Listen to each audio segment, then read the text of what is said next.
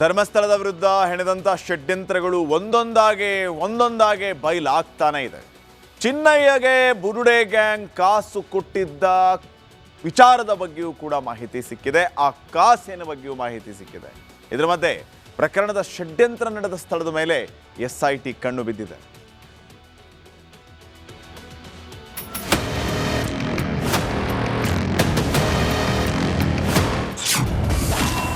ಚಿನ್ನಯ್ಯ ಮಗಳ ಅಕೌಂಟ್ಗೆ ಬಿತ್ತು ಕಾಸು.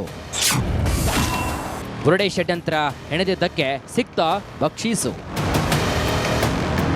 ಧರ್ಮಸ್ಥಳ ಕೇಸಿಗೆ ಸಂಬಂಧಿಸಿದಂತೆ ತನಿಖೆ ಚುರುಕುಗೊಂಡಿದೆ. ಫಂಡಿಂಗ್ ಬಗ್ಗೆ ಎಸ್ಐಟಿ ಅಧಿಕಾರಿಗಳು ಮಾಹಿತಿಯನ್ನು ಕಲೆ ಹಾಕ್ತಾ ಇದ್ದಾರೆ. ಚಿನ್ನಯ್ಯ ಆ್ಯಂಡ್ ಫ್ಯಾಮಿಲಿಗೆ ಎಲ್ಲಿಂದ ಯಾರಿಂದ ಫಂಡಿಂಗ್ ಆಗಿದೆ ಎನ್ನುವ ಬಗ್ಗೆ ಮಾಹಿತಿ ಕಲೆ ಹಾಕ್ತಿದ್ದಾರೆ. ದೂರುದಾರ ಚಿನ್ನಯ್ಯ ಇದೀಗ ಜೈಲು ಸೇರಿದ್ದಾನೆ. ಆತನ ಪತ್ನಿ ಹಾಗೂ ಮಗಳ ಬ್ಯಾಂಕ್ ಅಕೌಂಟನ್ನು ಎಸ್ಐಟಿ ಜಾಲಾಡಿದೆ.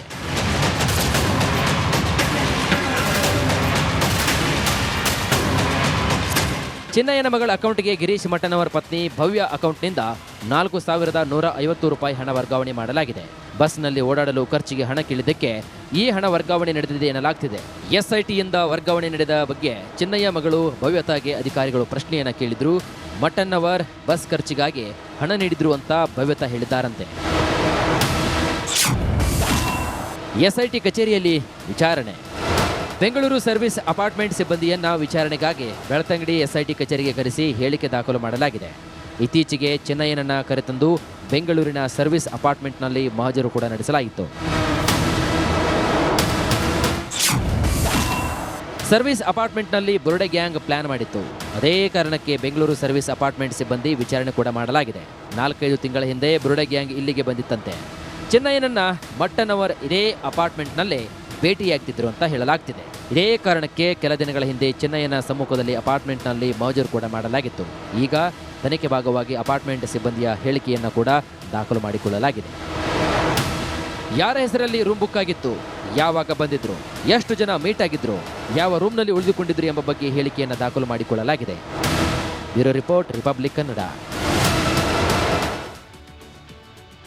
ರಾಜ್ಯ ಸರ್ಕಾರಕ್ಕೆ 2 ವರ್ಷ ತುಂಬಿದ ಬೆನ್ನಲ್ಲೇ ಸಂಪುಟ ಪುನರ್ರಚನೆ ಚರ್ಚೆಗಳು ಶುರುವಾಗಿತ್ತು. ಈ ನಡುವೆ 2 ಸ್ಥಾನಗಳಿಗಾಗಿ ಸಾಕಷ್ಟು ಪೈಪೋಟಿ ಕೂಡ ಶುರುವಾಗಿದೆ. ಒಂದು ಕಡೆ KN ರಾಜಣ್ಣ ವಜಾ ಹಾಗೂ B ನಾಗೇಂದ್ರ ರಾಜೀನಾಮೆಯಿಂದ ತೆರವಾದ ಸ್ಥಾನಕ್ಕಾಗಿ ಹಲವು ಮಂದಿ ಲಾಬಿಯನ್ನು ನಡೆಸ್ತಾ ಇದ್ದಾರೆ. ಆದರೆ ಈ ಮಧ್ಯೆ ಯಾರ್ಯಾರು ಏನೇನು ಹೇಳಿದ್ದಾರೆ ಎಲ್ಲವನ್ನೂ ತಾವು ಗಮನಿಸಿದ್ದೀರಿ. ಈ ಬಗ್ಗೆ ಒಂದು ವರದಿದೆ, ಬನ್ನಿ ನೋಡಿ.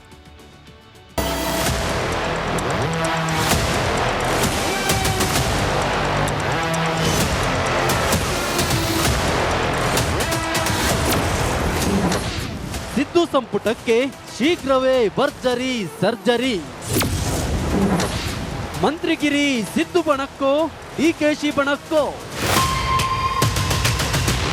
ಸಿದ್ದರಾಮಯ್ಯ ಸರ್ಕಾರಕ್ಕೆ ಇನ್ನೇನು 2.5 ವರ್ಷ ತುಂಬುತ್ತಿರುವ ಹಿನ್ನೆಲೆಯಲ್ಲಿ ಸಚಿವ ಸಂಪುಟ ಪುನರ್ರಚನೆ ಚರ್ಚೆ ನಡೆಯುತ್ತಿದೆ.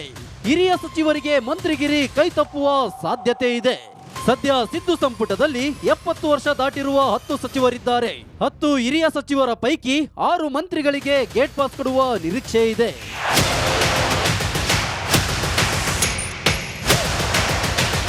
ಸಂಪುಟದಲ್ಲಿ ಸದ್ಯ 2 ಸ್ಥಾನ ಖಾಲಿ ಇದೆ. KN ರಾಜಣ್ಣ ಹಾಗೂ ವಾಲ್ಮೀಕಿ ಹಗರಣದ ಆರೋಪದ ಕಾರಣಕ್ಕಾಗಿ B ನಾಗೇಂದ್ರ ಸಂಪುಟಕ್ಕೆ ರಾಜೀನಾಮೆ ನೀಡಿದ್ದಾರೆ.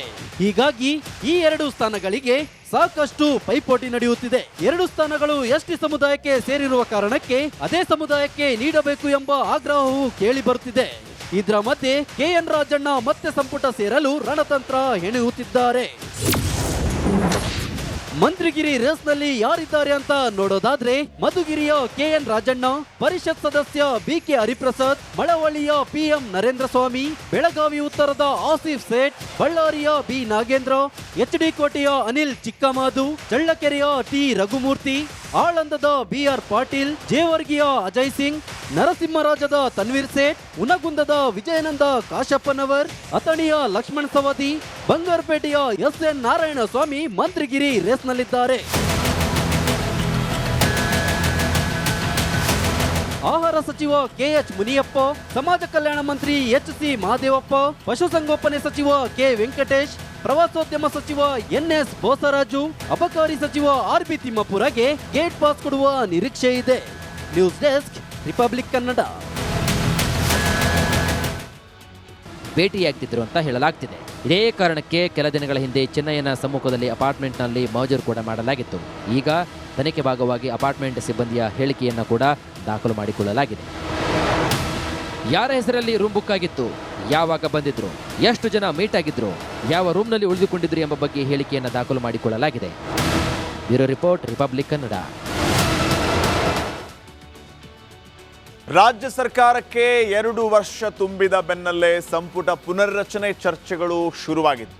ಈ ನಡುವೆ 2 ಸ್ಥಾನಗಳಿಗಾಗಿ ಸಾಕಷ್ಟು ಪೈಪೋಟಿ ಕೂಡ ಶುರುವಾಗಿದೆ. ಒಂದು ಕಡೆ KN ರಾಜಣ್ಣ ವಜಾ ಹಾಗೂ ಬಿ ನಾಗೇಂದ್ರ ರಾಜೀನಾಮೆಯಿಂದ ತೆರವಾದ ಸ್ಥಾನಕ್ಕಾಗಿ ಹಲವು ಮಂದಿ ಲಾಬಿಯನ್ನು ನಡೆಸ್ತಾ ಇದ್ದಾರೆ. ಆದರೆ ಈ ಮಧ್ಯೆ ಯಾರ್ಯಾರು ಏನೇನು ಹೇಳಿದ್ದಾರೆ ಎಲ್ಲವನ್ನೂ ತಾವು ಗಮನಿಸಿದ್ದೀರಿ. ಈ ಬಗ್ಗೆ ಒಂದು ವರದಿದೆ, ಬನ್ನಿ ನೋಡಿ.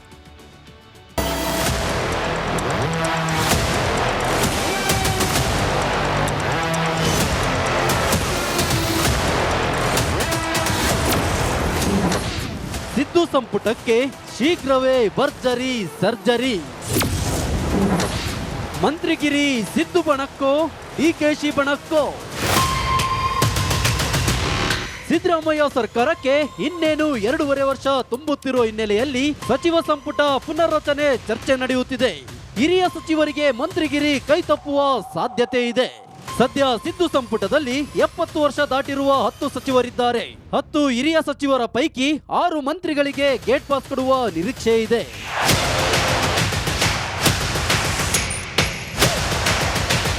ಸಂಪುಟದಲ್ಲಿ ಸದ್ಯ 2 ಸ್ಥಾನ ಖಾಲಿ ಇದೆ. KN ರಾಜಣ್ಣ ಹಾಗೂ ವಾಲ್ಮೀಕಿ ಹಗರಣದ ಆರೋಪದ ಕಾರಣಕ್ಕಾಗಿ ಬಿ ನಾಗೇಂದ್ರ ಸಂಪುಟಕ್ಕೆ ರಾಜೀನಾಮೆ ನೀಡಿದ್ದಾರೆ. ಹೀಗಾಗಿ ಈ 2 ಸ್ಥಾನಗಳಿಗೆ ಸಾಕಷ್ಟು ಪೈಪೋಟಿ ನಡೆಯುತ್ತಿದೆ. 2 ಸ್ಥಾನಗಳು ಎಸ್ಟಿ ಸಮುದಾಯಕ್ಕೆ ಸೇರಿರುವ ಕಾರಣಕ್ಕೆ ಅದೇ ಸಮುದಾಯಕ್ಕೆ ನೀಡಬೇಕು ಎಂಬ ಆಗ್ರಹವು ಕೇಳಿ ಬರುತ್ತಿದೆ. ಇದರ ಮಧ್ಯೆ KN ರಾಜಣ್ಣ ಮತ್ತೆ ಸಂಪುಟ ಸೇರಲು ರಣತಂತ್ರ ಹೆಣೆಯುತ್ತಿದ್ದಾರೆ.